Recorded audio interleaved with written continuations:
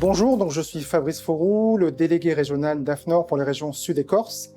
Donc en deux mots, qu'est-ce que l'AFNOR?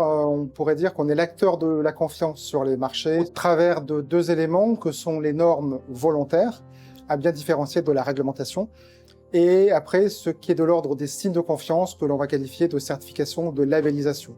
Non, je ne crois absolument pas à un essoufflement de la RSE, c'est vraiment pour moi une tendance de fond qui est engagée, la question des transitions environnementales, sociétales, écologiques sont des questions qui sont vraiment des questions clés au cœur des activités des entreprises pour tout ce qui est de l'ordre des relations contractuelles partenariales. C'est une question qui est universelle, qui est transpartisane. Et pour moi, malgré quelques essoufflements dus à des épiphénomènes politiques, est une action qui est engagée et qui est pérenne dans le temps. On est justement dans une recherche de repères. On a besoin d'un élément fondateur, d'un socle de repères de cohérence. Et c'est en ça que les normes volontaires, qui, je le rappelle, sont demandées par les acteurs économiques et écrites par les acteurs économiques, sont des cadres de confiance, des cadres fédérateurs. En matière de RSE, il y en a un seul. Il y a un seul repère qui fait consensus partout dans le monde. Cette norme volontaire s'appelle l'ISO 26000. Il faut savoir qu'elle a été élaborée, co-construite avec plus de 100 pays dans le monde. Et en matière de RSE, quand on veut se revendiquer d'une démarche RSE, le seul repère vers lequel se mettre en conformité, c'est l'ISO 26000. AFNOR donc, est particulièrement fier d'être partenaire à nouveau cette année des Journées de la réussite. Nous sommes partenaires de cette démarche depuis de nombreuses années, depuis les trophées RSE. Nous accompagnons bien volontiers la démarche et l'impulsion portée par Philippe Gérard. En matière de RSE, la réponse est assez simple.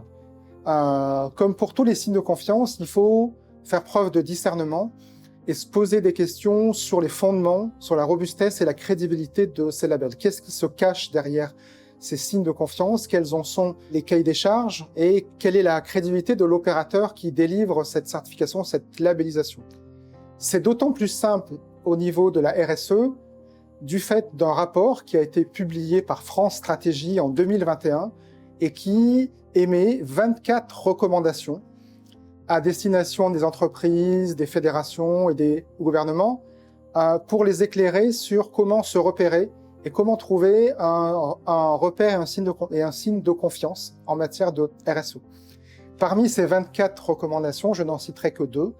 La première, c'est de dire qu'un signe de confiance pérenne et robuste doit être basé sur le seul repère international en matière de RSE qui est l'ISO 26000, ce qui permet déjà d'écarter un certain nombre d'initiatives qui se basent sur des référentiels qui ont été écrits par on ne sait qui, on ne sait où, à la différence de l'ISO 26000, encore une fois soutenu et adoubé par 100 pays dans le monde.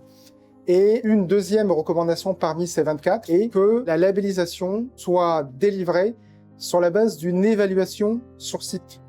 C'est très important en matière de RSE de venir sentir, de venir interroger, de venir vérifier, de venir constater dans les faits quelles sont les actions qui ont été véritablement déployées par l'entreprise qui est candidate à une labellisation ou à une certification.